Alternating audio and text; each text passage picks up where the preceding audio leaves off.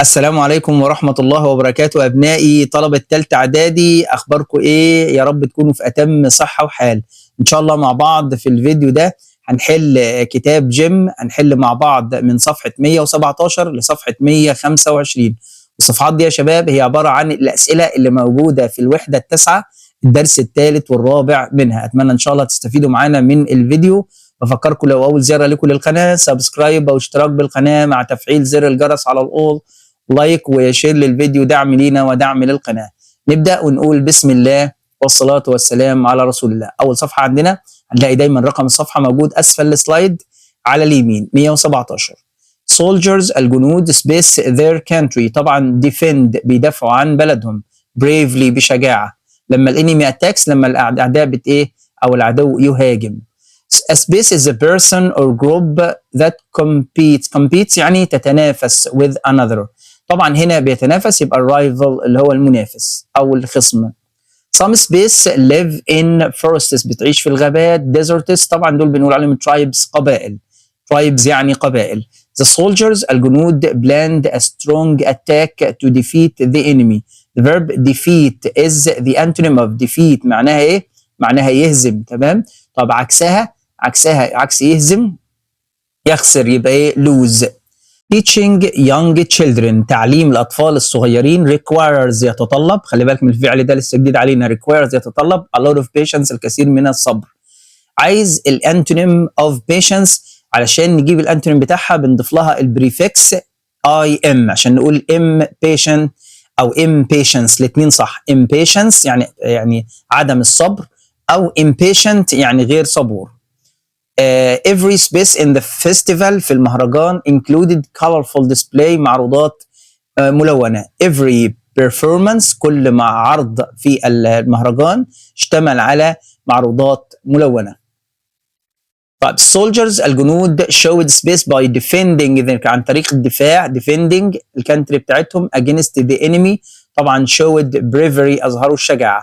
The city is known space طبعا is known for معروفة ب يبقى is known for. The championship البطولة is space طبعا is taking place. take place على بعضها كده structure معناه يحصل أو يحدث، تساوي كلمة happen. يبقى البطولة بتحصل في الاستاد أو ستحصل في الاستاد next month الشهر القادم. خلي بالك من الفعل ده take place يعني يحصل أو يحدث. Leaders القائدون must have good space when making decision، لازم يكون عندهم good judgment حكم جيد عندما يتخذوا قرارات. عنترة known for courage and strength acted to protect his tribe. His space powerful طبعا he defeated أكيد يعني ايه defeated معناها هزم أعداء أقوياء، خلي بالك من defeated. عنترة was known for كان مشهور ب his intelligence الذكاء بتاعه and clever strategies والخطط الذكية. Storytellers continue reciting space about his point. طبعا استمروا في ان هم recite معناها يتلو القصائد طبعا اللي هي ايه poems يعني قصائد عن الادفنتشرز بتاعته المغامرات to inspiring people. عنتر's loyalty الإخلاص بتاع عنترة and space made him a model hero. طبعا العنتر's loyalty and leadership والقيادة بتاعته خلته ان هو مثل أعلى. في الآخر خالص بيقول لي عنترة folk legends اللي هي الأساطير الشعبية about عنترة remind people of the importance of uniting the tribe during times أثناء أوقات الشدة hardship هنا معناها الشدة أو الصعوبة. القصة يا شباب chapter 3 the companions الصحبة الرفقاء كلهم مالهم saw space glowing تلمع. طبعا شافوا الكورال ريفز وهي بتلمع with color باللون through the great observation windows. Ned Land became impatient أصبح غير صبور because he longed for لأنه اشتاق إلى، خلي بالك من longed for معناها اشتاق إلى الفريدom طبعا and fresh air. Conceal named each creature accurately يعني كونسيل الخادم بتاع أرونكس سمى كل مخلوق بدقة. كابتن نيمو hinted at forgotten civilization swallowed by التي ابتلعت، خلي بالك swallowed هنا معناها ابتلعت بواسطة الويفز الأمواج اللي هي الايه الforbidden civilizations الحضارات المنسية.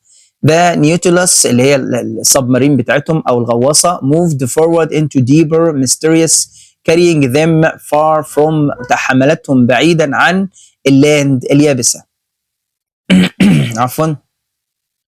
What was the purpose ما كان الغرض of Captain Nemo's actions للتصرف بتاع كابتن نيمو during the voyage and how did that affect the crew. طبعا هنقول ان نيمو wanted to show them البيربس ان هو كان عايز يوري لهم the wonders of the ocean يعني عجائب المحيط. his silence السكوت بتاعه او الصمت بتاعه about his past عن ماضيه filled the crew ملأ الطاقم with curiosity بالحب الاستطلاع and worry وكمان ملأهم بالقلق. طب what was the purpose ماذا كان الغرض of the diving voyages with Captain Nemo. ايه اللي كان الغرض بتاع الرحلات البحرية للغوص مع الكابتن نيمو؟ كان غرض منها هو the purpose was to walk on the sea bed انهم يمشوا على سطح الارض بتاعت البحر hunt يصطادوا collect samples ويجمعوا العينات and explore hidden places ويستكشفوا أماكن مخفية like sunken cities مثل المدن الغارقة. Why did Professor Aronnax find the chance ليه وجد الفرصة إنه يدرس المارين لايف الحياة البحرية so exciting وجدها إنها مثيرة and how did he take the opportunity وكيف استغل الفرصة دي؟ هنقول إن he found it exciting because it was a chance لأنها كانت فرصة to study marine life in a way أو in ways بطرق no scientist had ever done before مفيش حد قبله عملها. He took the opportunity هو أخذ أو استغل الفرصة by recording everything carefully عن طريق تسجيل أو تدوين كل شيء بحرص. طب true or false هو مش هيجي لنا طبعا في الامتحان true or false هيجي لنا تشوز وأسئلة مقالية بس هو جايبها علشان يعزز فهمك للشابتر نفسه. Aronnax saw coral reefs طبعا شاف الحاجات دي بالفعل يبقى true. نيمو invited his guests نيمو عزم الضيوف بتاعته على underwater walks يعني جولات على رجلهم تحت الأرض تحت البحر using special suits باستخدام suits بدل خاصة. طبعا الكلام ده صحيح. نيدلاند enjoyed every moment لا ما كانش بيستمتع نيدلاند كان عايز يهرب يبقى false. Professor Aronnax recorded marine life carefully أيوة سجلها بحرص يبقى true. كابتن نيمو openly كابتن نيمو بصراحة شاركهم الماضي بتاعه لا ما رضاش يشاركهم وكان غامض يبقى اف اخر واحدة. How do you think كيف تعتقد ان conceals calmness الهدوء بتاع conceal والاكيورسي الدقة بتاعته ساعدت اثناء underwater exploration اثناء الاستكشاف اللي تحت المية compared to بالمقارنة بقلة الصبر بتاعت صاحبنا نيدلاند. impatience يعني قلة الصبر. طب هنقول في النقطة دي يا شباب إن conceals calmness allowed him سمح له to be useful and support Aronnax إن هو يكون مفيد ويساعد مين؟ صاحبنا Aronnax by naming creatures accurately عن طريق إنه يسمي المخلوقات بدقة. Whereas بينما Ned's impatience قلة الصبر بتاعت نيد made him focus only جعلته يركز فقط على what he was missing على ما يفتقده اللي هو الفريدم rather than بخلاف the wonders around him العجائب اللي حوله. طب السؤال الثاني what do you think Captain Nemo's silence about his past tell about his character اللي بتخبرنا ايه عن اللي هو شخصيته اللي هي عدم تحدثه السايلنس بتاعه الصمت بتاعه اتجاه الماضي بتاعه بيخبرنا ايه عن شخصيته والريليشن شيب with the crew وعلاقته مع الطاقم. بيقول لي ان هو it suggests بيقترح that he has a painful or secret history ان عنده تاريخ سري او مؤلم. He wants to forget or hide هو عايز ينساه او يخفيه. It makes him appear جعلته يظهر as a lonely figure كشكل وحيد او كشخص وحيد. Who wants to keep his distance الذي يريد أن يبقي مسافة from the land أو يبقى بعيدا عن اليابسة والناس. طب السؤال الأخير how did the companions see Nemo's character إزاي الرفقاء كلهم شافوا شخصية نيمو؟ هنقول إن they saw him as a man who was both brilliant اللي كان كلا من ذكي due to his scientific mastery بسبب due to يعني بسبب الاتقان العلمي بتاعه and mysterious وشافوه ان هو غامض بسبب due to his silence بسبب الصمت بتاعه about his past بخصوص الماضي بتاعه. طب اسئله اللي تشوز سبيس recorded everything carefully اللي كان بيدون كل شيء بحرص ده كان ارونكس بروفيسور ارونكس. One journey took the captives through an underwater forest طبعا of a strange land. كان الرحله الاولانيه بتاعتهم خدت الاسرى captives يعني الاسرى through عبر غابه تحت المياه من النباتات الغريبه. The other journey الرحلة الأخرى led them to ودتهم ل the remains of a sunken city بقايا مدينة غارقة. Space missed his freedom اللي كان بيفتقد الفريدم بتاعته كان Ned Land. The companions الرفقة أو الرفقاء one thing طبعا هم agreed on اتفقوا على شيء واحد إن نيمو was brilliant and mysterious. نيمو كان عبقري وكان غامض. There were forgotten space طبعا civilization كان في حضارات منسية under the ocean. Space was a master of science كان متقن للعلوم ده صاحبنا مين نيمو اللي هو كابتن نيمو. الأسئلة المقالية What did Professor Aronnax see through the big windows؟ ماذا رأى أرونكس عبر النوافذ؟ شافوا he saw coral reefs glowing with color شاف الشعاب المرجانية تلمع بالالوان fish of every shape واسماك من كل شكل and shipwrecks وحطام سفن resting silently ترسو بهدوء on the ocean floor على ارضيه الاوشن المحيط. Where did they go on the first journey؟ في الرحله الاولانيه راحوا فين؟ They went through an underwater forest غابه تحت الارض او تحت المياه of strange plants. What happened to the sunken city؟ اللي حصل للمدينة الغارقة it was swallowed by the waves ابتلعت بواسطة الأمواج and became forgotten remains وأصبحت بقايا منسية. How did Conseil help Professor Aronnax؟ ازاي كونسيل قدر يساعد Aronnax on his journey أو on the journey ساعده ازاي؟ إنه he supported Professor Aronnax by naming each creature عن طريق إنه يسمي كل مخلوق accurately بدقة. Why do you think Captain Nemo was silent؟ ليه كابتن نيمو كان silent؟ كان صامت بخصوص الماضي بتاعه. He probably had a sad or difficult history. كان عنده تاريخ صعب أو حزين on land على اليابسة that he wanted to forget or he wanted to protect his privacy أو ربما يكون عايز يحمي البرايفسي بتاعته الخصوصية بتاعته. If you had the chance لو أنت عندك الفرصة would you be interested in studying marine life؟ هل كنت هتدرس الحياة البحرية or plan an escape أو هتخطط لهروب زي ما عمنا نيد لاند عمل؟ why؟ هنقول هنجاوب الإجابتين. هنقول I would be interested in studying marine life because it's a rare opportunity كانت فرصة نادرة to see things no one else has seen إنك تشوف حاجات محدش قبلك شافها. و I would plan an escape ممكن أقول إن أنا هخطط لهروب because I would miss my family لأن أنا هفتقد أسرتي and freedom والحرية بتاعتي. In your opinion في رأيك was Ned Land right؟ هل نيد لاند كان محق to want to escape عشان كان عايز يهرب من السفينة ولماذا؟ هنقول yes because freedom is the most important thing for human. هنقول نعم لأن الحرية هي أفضل شيء للإنسان أو أهم حاجة للإنسان and he felt like a prisoner وكان بيشعر كأنه سجين. الجزئية بعد كده خاصة بإكسرسايز كامل على lesson 3 و 4. The team trained hard all season to face the rival عشان defeat the rival يهزموا الخصم. The two countries المدينتين أو الدولتين made peace عملوا سلام after years of being بعد سنوات من كونهم enemies أعداء. Some space live in forests or deserts دول tribes القبائل. الكلمات المهمة جدا كلمة tribes. The actors الممثلون will perform a play هيأدوا مسرحية at the school theater على مسرح المدرسة tonight الليلة.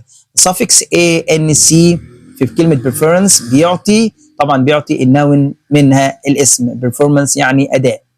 طب القطعه نقراها كويس، ولو في كلمات مش واضحه اكتبوها لي في التعليقات او سيبوها لي في رساله على مجموعتنا على التليجرام. الفكره الرئيسيه للقطعه هي ان جحا is a folk hero، هو بطل شعبي. جحا helped his tribe by، كان بيساعد جحا القبيله بتاعته by solving problems، عن طريق حل المشكلات. كلمه his بتشير الى جحا طبعا في القطعه. طيب how do او how did جحا teach his lessons to his people، ازاي كان بيعلم الناس بتوعه دروس؟ هنقول ان through funny stories، عبر القصص المضحكه and wise advice، والنصائح الحكيمه. بعد كده what do folk legends، كيف ان الاساطير الشعبيه عن جحا بتخبرنا الابطال who aren't very strong، اللي ما كانوش اقوياء. هنقول ان they tell us that a hero doesn't always fight، ان البطل مش لازم دايما يحارب، but also uses intelligence، احيانا بيستخدم الانتليجنس الذكاء and wisdom والحكمه to help others. Why do you think، ليه تعتقد ان storytellers perform poems about جحا's achievements او adventures؟ ازاي راووا القصص بيؤدوا القصائد عن مغامرات صاحبنا جحا؟ هنقول they perform them to inspire، ليه كانوا بيعملوهم؟ علشان يلهموا الأطفال to act wisely and bravely، إن هم يتصرفوا بحكمة وبشجاعة. القصة the guests wore، ارتدوا طبعا special suits، يعني بدل خاصة. there were space wrestling silently، طبعا هنقول shipwrecks، حطام سفن كان يرقد بصمت. space grew impatient، أصبح عنده impatient يعني عدم الصبر، ده صاحبنا مين؟ نيدلاند أكيد. the companions الرفقة were space about Nemo's past، كانوا curious and worried، كانوا فضوليين وكمان قلقانين بخصوص الماضي بتاع صاحبنا نيمو. طب what did the suits allow the guests to do؟ السوتس اللي هم لبسوها كانت بتسمح لهم ان هم they allowed the guests to walk over the sea bed، ان هم يمشوا على سطح البحر. طيب السؤال اللي بعد كده if you were stuck on the Nautilus، لو انت محتجز في النيوتلس would you be Ned ولا كونسيل؟ كنت هتكون نيدلاند ولا كونسيل وليه؟ هنقول I would like to be conceal because I am loyal and patient، لأن كونسيل loyal فأنا هكون loyal زيه وبيشنت صبور. I would be like نيدلاند، وممكن أقول إن أنا هكون زي صاحبنا نيدلاند لأن هو أنا بحب الحرية too much كتير جدا. آخر حاجة عندنا سؤال الريرايت وسؤال التصويب ما بين القوسين. السؤال الأول I am sure I met that man before، أنا متأكد إن أنا قابلت الراجل ده من قبل. عايزنا نستخدم I remember، طبعا إحنا لو استخدمنا العربي زي ما قلت لكم في الريرايت حاول قدر الإمكان أستخدم العربي معاه. بيقول لي أنا متأكد إن أنا قابلت الراجل ده من قبل، يبقى أنا أتذكر مقابلة هذا الرجل من قبل. أنا أتذكر I remember بيجي بعدها إيه؟ برافو عليكم، لما يكون الفعل تم بالفعل وأنا بتذكره فبقول ing بعديه، يبقى I remember meeting that man before. تمام. بعد كده don't touch too much TV don't watch sorry it's bad for you، دي سهله دي. you must stop، يجب ان تتوقف عن ايه بقى؟ you ما انا بحط you ليه؟ لان انا بنصحك انت ان انت يجب ان تتوقف عن ايه؟ عن مشاهده. لازم احط ing هنا علشان انا هتوقف عن فعل شيء، يبقى you must stop watching، واكمل الجمله للاخر. هادي was sorry، هادي كان آسف because he arrived late، عايزني استخدم apologized for، اعتذر من أجل. طبعا هنقول إيه؟ هادي الفاعل، apologized for اعتذر من أجل أو اعتذر ليه؟ لإيه بقى؟ أيوه اعتذر ليه هو هنا؟ اعتذر ليه؟ اعتذر لتأخره، يبقى apologized for arriving late، حطيت لها ing لأن حرف الجر for دايما بيجي بعديه الجيرند. خلي بالك في معلومه هقولها لكم، ان جميع حروف الجر في اللغه الانجليزيه فور وان وات وذ وباي وفروم، كل حروف الجر بيجي بعدها دايما الجيرند من الفعل او الفعل المضاف له اي ان جي، يبقى هي هادي apologized for arriving late. The coach السؤال الكوريكت forced اجبر the team، forced دايما بيجي بعديها to والمصدر يبقى to train. I enjoy انا بستمتع دايما اي ان جي تبقى playing. I allowed من الافعال اللي بيجي بعدها to والمصدر. allowed تامر، سمحت لتامر تمام بانه to use. خلي بالك في حاله ثانيه بيجي معاها ان جي، لو قلت I allowed using my mobile، لو ما استخدمتش مفعول هنا اقول I allowed using على طول. طالما في في مفعول يبقى I allowed تامر to use. I allowed على طول تبقى using my mobile. ودي حته تركيه كده من عندي الجزئيه الاخيره دي. اشوفكم على خير ان شاء الله في الفيديو القادم. حتى حينها اترككم في رعايه الله، والسلام عليكم ورحمه الله وبركاته.